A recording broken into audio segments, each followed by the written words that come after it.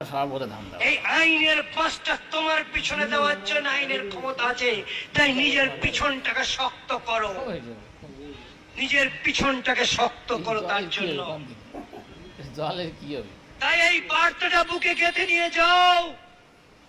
আইন তোমাকে বাঁচাবে না, কোর্ট তোমাকে বাঁচাবে না, পুলিশ তোমাকে বাঁচাবে না, পারলে তুমি পুলিশকে বাঁচাবে,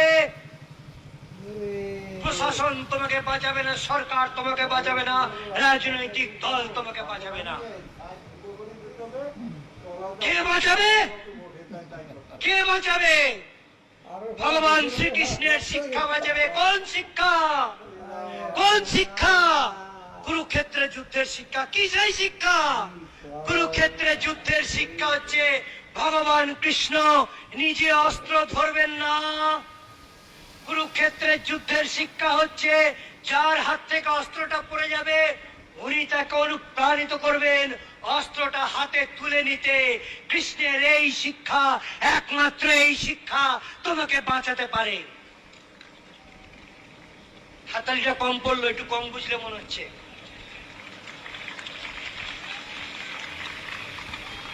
ভগবান কৃষ্ণের এই সুদর্শন চক্র তোমাকে বাঁচাবে না।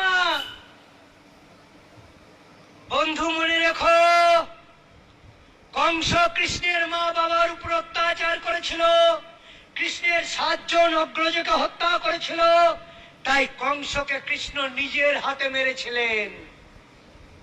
তখন কিন্তু ভীমকে ডাকেননি, কাউকে ডাকেননি। কংস কৃষ্ণের ফ্যামিলির উপর অত্যাচার করেছিল, তাই কৃষ্ণ নিজের হাতে কংসকে মেরেছেন। শিশুপাল কৃষ্ণকে অপমান করেছিল। পাণ্ডবদের রাজসূয় যজ্ঞ, পাণ্ডবরা হোস্ট, কৃষ্ণ গেস্ট, শিশুপালও গেস্ট। এবার একটা গেস্ট যদি আরেকটা গেস্টের অপমান করে তো প্রতিকার করার দায়িত্বটা কার পড়ে? যে নিমন্ত্রণ করতো তারই তো পড়ে। তাহলে শিশুপাল এসে পাণ্ডবদের রাজসূয় যজ্ঞে কৃষ্ণের অপমান করছে। ভীম অর্জুন অত বড় বীর, কিন্তু ভীম অর্জুন শিশুপালকে শিক্ষা দেবে, কৃষ্ণ তার চান্স দিলেন না। শিশুপালের মাকে কথা দিয়েছিলেন যে 100টা অপরাধ ক্ষমা করব, 100টা হয়ে গিয়েছে, 101টা হলো, 2টো নয়, একটা। কথা শেষ হয়ে গেল, একটা অপরাধ করলো, অপমানটাই নাকি অকথা কুকথা বলেছিল। কৃষ্ণ সুদর্শন চক্র আহ্বান করলেন আর সুদর্শন চক্র চালিয়ে দিলেন। কোথায় ভীম, কোথায় অর্জুন? আরে তোমাদের বাড়ি এসছে, কৃষ্ণকে অপমান করছে। ভীম অর্জুনকে চান্স দিলেন না, নিজে চক্র চালালেন। মানে কি?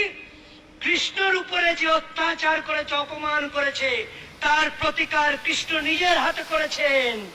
অথচ কুরুক্ষেত্রের অত বড় যুদ্ধ ধর্ম সংস্থাপন করতে এসেছেন, তাও হাতে অস্ত্র ধরলেন না।